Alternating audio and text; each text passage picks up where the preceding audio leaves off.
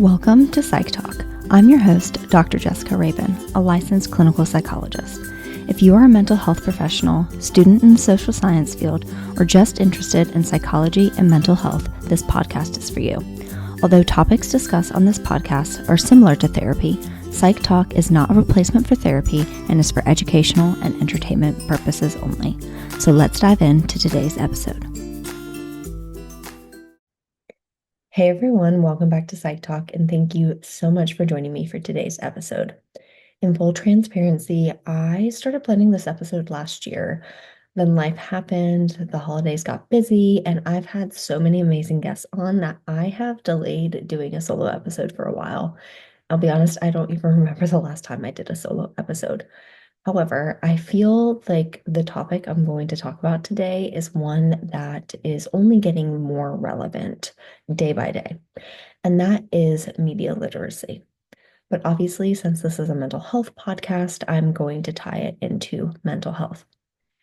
It is also the start of Mental Health Month, as it is May.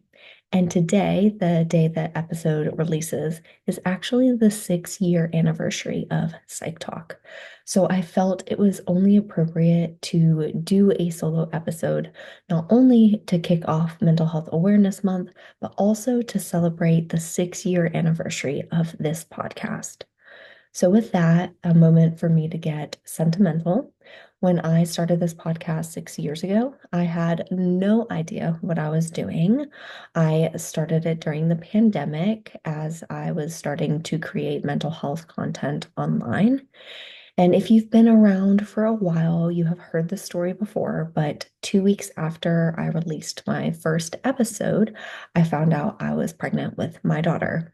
And I had no idea at that moment if I would continue the podcast after I had her.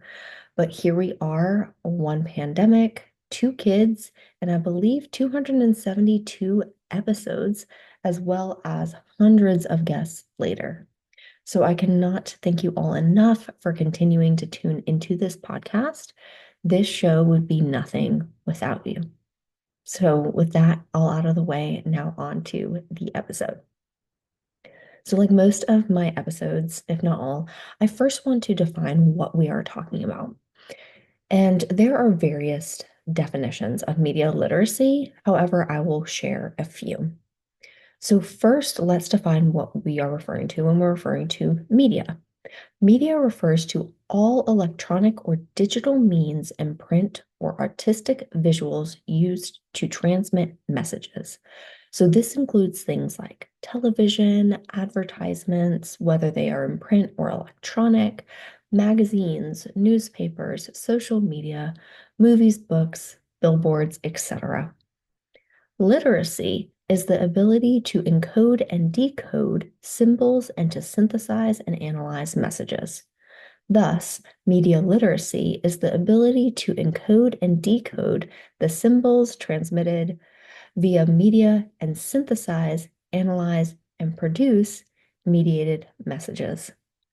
Another definition of media literacy is the ability to access, analyze, evaluate, and create media in various forms. In practice, this may look like identifying propaganda, identifying sponsored content, recognizing stereotypes, identifying misinformation and disinformation, and identifying the risks, benefits, and harms of media use. Media literacy on the creator side also looks like sharing information in a socially responsible manner. So now I want to talk about media literacy education, now that we have an idea of what media literacy is. Media literacy education is taught and studied in many countries around the world, with Finland being cited as one of the leading countries that invests significantly in media literacy. Media literacy education is the process used to advance media literacy competencies, promote awareness of media influence, and create an active stance towards consuming and creating media.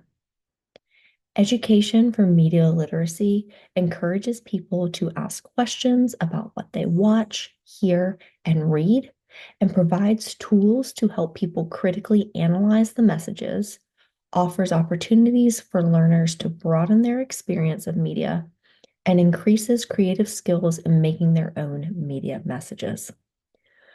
Critical analyses may include identifying the author, identifying the piece's purpose and point of view, detecting propaganda, censorship, and bias, as well as examining patterns of media representation. So, why is media literacy education important? First of all, we live in a world of 24/7 media. And over the last decade, there has been a drastic increase in the amount of time people, including children and teens, are engaging in media, specifically digital media. Because of this increase in media exposure, we are exposed to messages and information that can have negative impacts on our health and well being and prevent us from being empowered and engaged citizens. The messages, impacts, and information we receive through media contribute to shaping our beliefs, behaviors, attitudes, values, and identities. And although there are definitely benefits to media, such as increased digital competence or connection with family and friends who do not live nearby, negative impacts are also great and include, but are not limited to, online safety concerns, cyberbullying or online harassment, misleading or inaccurate information, low self-esteem, mental health concerns, negative body image, reinforcement of stereotypes, and screen overuse. So, by implementing media literacy educations into schools and our adult lives, so you'll see throughout this episode, I'm talking a lot about children because that's where a lot of the research is, but everything I talk about we can apply to ourselves as adults. It can teach us how to use screens mindfully, navigate sensationalist algorithms and polarization, avoid scams and exploitation, reflect on financial motives for our content, cross-check information about health or news, and teach us how to keep our information and data safe and private. Unfortunately, but probably not unsurprisingly, media literacy is not universally or consistently taught in US schools. However, on a positive note, it is a rapidly growing movement with a handful of states such as California, Delaware, New Jersey, and Texas mandating it. As of early 2026, 25 states have introduced or passed legislation related to media literacy.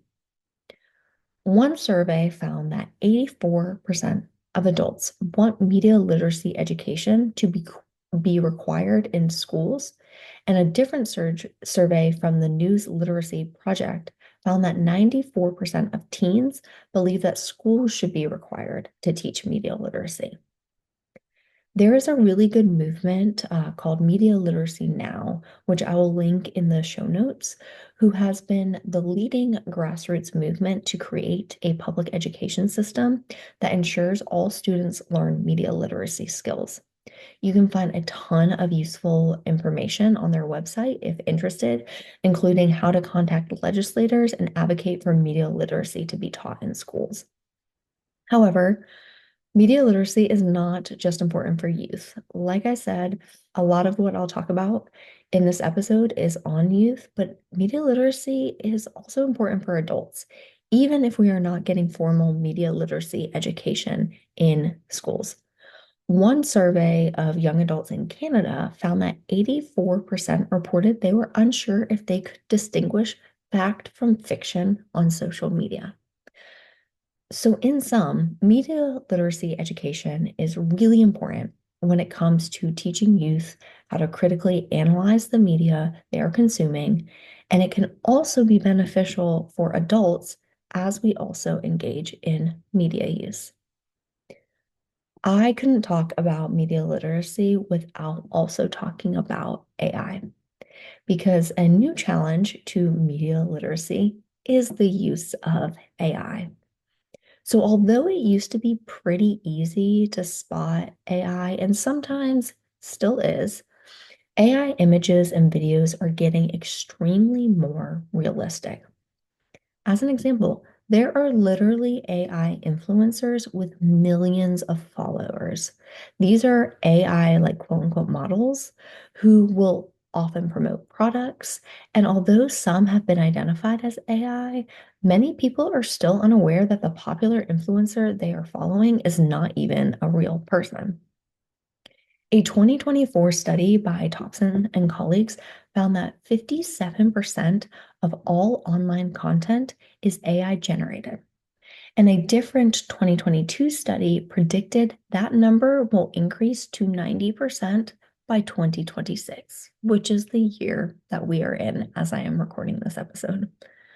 So, when it comes to media literacy and AI, or we can shorten that to AI literacy, it can be defined as having the knowledge and skills to understand how AI tools are developed and function, observe and understand how AI is impacting the thoughts, feelings, and behaviors of individuals and larger systems, such as the economy and environment, and how to use AI tools safely, ethically, and effectively through understanding the tool's abilities, limitations, benefits, and risks.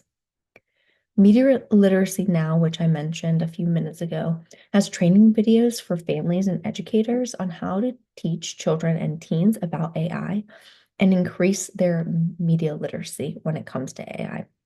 So some topics in this training includes teaching what AI is and how it is trained, lessons on AI chatbots, understanding bias in AI and how it impacts our lives, how AI influences algorithms, and the impact of artificial intelligence on how we learn and create. Having a good grasp on AI generated content when it comes to media is so important because AI can exacerbate misleading or fake information that is put out on the internet, and it makes it even more challenging to determine what is real from what is fake. In a 2025 survey of teens ages 13 to 25, so teens and young adults, 35% report they have been misled by AI generated content. 72% report they have changed the way they evaluate the accuracy of online information after having personal experience with deceptive or fake content. And 35% report that generative AI systems will make it harder to trust the accuracy of information they see online. It is also important to know that AI makes mistakes. Generative AI is able to process data and deliver information faster than ever. However, large language models or LLMs will also quote unquote hallucinate. So basically, what this means is they create information that sounds believable, but is completely made up. These can be fake quotes, made up sources, and false statistics. The scary thing is, these errors are not rare mistakes. They are built into how these systems work. And when the system is unsure of an answer to a question, the system guesses because guessing helps their performance. However, it results in wrong information and wrong answers being delivered, but it's delivered in a way that there's complete confidence. And in turn, because of that wrong information paired with confidence, it contributes to the spread of misinformation. These mistakes not only can mislead individuals, sway leaders such as policymakers, and shape public opinion because they appear entirely credible. And we have seen how fake content spreads rapidly and erodes trust in journalism. We have also seen numerous examples of AI hallucinating citations specifically in really important context. We also see this with a lot of college students and high school students who use AI to help them write papers. Thus, in a world being increasingly shaped by artificial intelligence, it is imperative that we think critically about information. So, moving away from AI and talking more now about media literacy and youth in general. So, youth spend multiple hours a day on social media, with a 2024 study from the American Psychological Association finding that teens in the US spend an average of 4.8 hours on social media per day, with 37% of teens saying they spend over 5 hours on social media per day, compared to 14% who spend 4 to less than 5 hours per day. 26% spend less than or between 2 and 4 hours per day, and then 23% spend less than 2 hours per day. These numbers don't even include, though, the hours spent online, but not on social media sites. A 2025 study showed that 41% of teens reported having encountered misleading content online, and a 2016 study found that 82% of middle school students could not tell the difference between an online news story and an advertisement. The advent of AI, like we were just talking about, creates specific challenges on how youth interpret media. Those with lower levels of AI literacy tend towards two unhealthy habits. So the first is cognitive offloading, and the second is anthropomorphization. So cognitive offloading refers to users allowing AI tools to perform critical thinking tasks for them, and then they blindly trust the output they receive. This impacts students' development of critical thinking and other skills, such as research skills, which are needed for academic and career success. The reduction in critical thinking has more drastic social and emotional impacts when youth's interaction with AI tools spills over into anthropomorphization, which is when we ascribe human characteristics to machines, objects, and animals. Users with lower levels of AI literacy tend to anthropomorphize AI tools much more, potentially leading to developing unhealthy dependencies on their interactions with AI bots. As I mentioned earlier when talking about AI is rapidly increasing the mistakes it generates. It's rapidly increasing, and the mistakes it generates can sway individual and public opinion and even affect policies and politicians.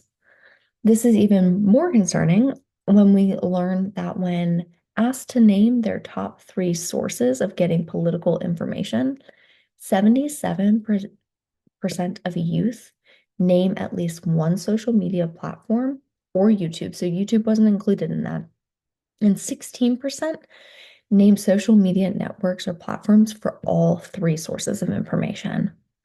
So I don't want to turn this episode into a political one. However, one reason media literacy has become so important is due to its influence on politics and how social media platforms have become political news outlets. So when it comes to media literacy in youth, especially when it comes to political or health information, it's important that youth learn first to evaluate the source. Who created this information? What are their credentials? What is their agenda or funding? Next, identifying bias. Bias is not always malicious intent to deceive. It can be inherent in the language used, the stories chosen, the images presented, and the framing of a headline. Therefore, it's important youth understand the difference between objective reporting and opinion pieces. Next, it's important that they understand media formats and their purpose. So youth benefit from learning to differentiate between news articles, editorials, advertisements, documentaries, and social media posts. Each format has a different purpose and level of journalistic rigor. A viral meme may be entertaining, but it is rarely a reliable source of information. Additionally, we want to teach youth about fact-checking and corroboration. So reading laterally, meaning seeing a claim and then finding other sources and seeing what they say about that same claim is important when fact-checking a claim. It's also important to teach students about reputable sources such as Snopes, PoliticoFact, and Reuters. So teaching media literacy in youth is essential for them becoming less susceptible to emotional manipulation and more capable of forming their own well-reasoned opinions. By teaching youth media literacy, They learn to question, seek out diverse perspectives, and engage in constructive dialogue when confronted with opposing viewpoints. Like I've said multiple times, I know I'm focusing a lot on youth because that is where the research is. However, I want to emphasize over and over again, as adults, it is just as important, if potentially not more important, so we can model for the youth in our lives, us to also have these skills because we are also consuming a lot of media pretty much 24/7. So now I want to spend some time talking about media literacy and mental health. Media literacy and well-being are interconnected topics that have garnered increasing attention in recent years due to the proliferation of media platforms and the influence they can exert on individuals' mental health and overall well-being. There is a large body of literature indicating that media exposure can make us stressed, anxious, and depressed, in part due to the fact that media outlets spend more time covering negative, sensational stories than more benign, solution-based content. And when looking at children and teens specifically, evidence is mounting that digital culture plays a critical role in their emotional lives and well-being. So while practicing media literacy doesn't solve our problems completely or negate negative mental health outcomes in totality, it can help us maintain perspective and focus on solutions rather than just doom. So for children and youth specifically, media literacy may be a protective factor from negative media influences on behaviors such as drinking, smoking, substance use, and consuming an unhealthy diet, as well as protective of risk-taking behaviors and increased desire for peer approval. Fostering a deeper understanding and critical awareness of media narratives can reduce the persuasive appeal of false and misleading media narratives, overall improving our emotional responses and well-being. Media literacy education can support well-being through empowering individuals to make informed decisions about the media content they consume and create, thereby fostering positive media experiences and protecting from negative media experiences, in turn, promoting well-being and reducing the negative effects of media consumption. Results from various studies indeed show that media literacy and well-being are positively associated, meaning that higher levels of media literacy are associated with greater overall well-being. There's also evidence that general media literacy, critical thinking skills supports improved health literacy, in turn effectively shaping healthier behaviors in individuals, specifically young people. Critical thinking around media use has been shown to be an effective form of protection from mindsets that lead to eating disorders, poor body image, low self-esteem, as well as depression. Additionally, media literacy infused sex education, as well as porn literacy, is emerging as an effective intervention in disrupting abuse, condoning attitudes around gender and sex. Further, media literacy curriculums have been shown to change attitudes and decision-making about substance abuse, as well as attitudes and behaviors around anger management and violence. So as you can see, there are a lot of beneficial outcomes to being more media literate beyond just the critical thinking skills and being a more astute consumer of media. It has beneficial effects for overall well-being and mental health. So now to kind of the conclusion section of the podcast, how do we increase our media literacy? So in an age of deep fakes, manipulated images, and misinformation, the ability to fact check what we are consuming is paramount. So throughout this episode, I have already provided some skills on how to increase media literacy, but I want to end the episode kind of summarizing them all so that you have a good takeaway or an idea of where to start with increasing your media literacy skills. So I want to emphasize before we jump into this that media literacy is a lifelong learning pursuit that is a prerequisite for full participation in a digitally mediated society. And therefore, it requires interventions that appeal to people who are different ages. At the most basic level, media literacy skills include identifying the source of the information in order to assess its credibility, recognizing who is sharing this information and what their goal is, and in determining who the intended target audience is for this message and how the message will likely affect them. So, by thinking critically about these aspects of the media, people are less likely to be tricked into believing false or malicious information. Critical analysis skills can be developed through practices like constructivist media decoding and lateral reading.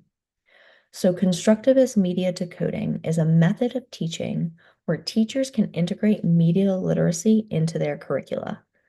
So, media decoding refers to the process of analyzing and evaluating the messages conveyed by diverse forms of media.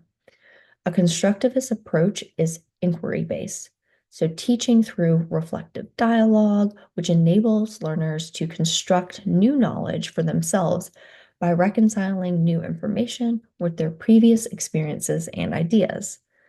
Thus, destructivist or constructivist media decoding engages learners, deepens their understanding of the subject matter, and hones higher order thinking skills in analysis and reflection. I mentioned lateral reading before, but I want to reemphasize it again because I think this is such an important skill that a lot of us probably don't do as much as we should. So, lateral reading is the act of verifying what you are reading as you are reading it. So, it entails looking at multiple perspectives and assessing the quality of the piece of media you are consuming. So, as I mentioned earlier, it's basically like fact checking. So, you take a piece of information that you're reading and then you seek out other sources, ideally from different perspectives, to see what those sources are saying to gain a sense of what is truth, what may be exaggerated, etc. So, lateral reading helps individuals determine an author's credibility. It helps them determine intent and biases by searching for articles on the same topic by other writers to see how they are covering it, and for other articles by the author you're checking on as well. So, questions that you can ask yourself when engaging in lateral reading include who funds or sponsors the site where the original piece was published, what other sources have to say about the site which the piece was published. So, for example, is there a known political bias? Is it funded by a certain organization, etc.? When you do a search of the topic of the original piece, are the initial results from a fact-checking organization? Have questions been raised about other articles from the source of this piece? Does what you are finding elsewhere contradict what is in the original piece? And are credible news outlets reporting on it? Or perhaps more importantly, not reporting on it. So if you look at other credible sources and they're providing the same information, it is likely what you are consuming is credible. But once again, I want to emphasize when you're doing lateral reading, it's important to look at multiple different sources. I've mentioned some resources that are more like neutral, unbiased, very fact-based. I'll mention them again at the end. But I think for things like this, especially if it's politically engaged, even actively seeking out right-leaning news outlets, left-leaning news outlets, as well as more central or fact-based news outlets, so that you have all different perspectives, all the different information, and then can conclude for yourself what is most likely the truth. It is not only important to think critically about the information you are consuming, such as the source of the information, target audience, credibility, all the things I previously mentioned, but also the platform the information is being shared on. So algorithms are designed to feed us information that they think we will like the most. This also means they are going to feed us information that aligns with our previously held beliefs. So even if the source is credible and you are the target audience, it is important to consider your algorithm and look up information about the topic off social media or on a platform you may not use often. Another thing that people don't often think about is how we word our searches and how that impacts the information that we receive. So when we word our searches in a certain way, for example, in Google, it often will confirm what we are looking for. So if you are searching for something that includes a specific bias, the search is likely to yield results that confirm that bias. However, if you could search something more neutral, you'll likely get different results, or the search engine you use may yield different results. So that's something to be mindful of when looking up information, maybe wording the same thing a couple different ways to see if there's different results, using the same wording across different search engines, etc. Some other ways to increase media literacy. Double check the URL. So certain websites spread disinformation by disguising themselves as a reputable or familiar news source. So always double check the URL. Check for spelling and grammatical errors. So articles from credible news sources go through a rigorous editing process. If there are a number of errors, it is likely that that source is not legitimate, or it is an opinion piece rather than a more objective piece. Pause before sharing information. So before you forward an article to someone else or before you share it on social media, pause and take time to check the credibility and accuracy of the source.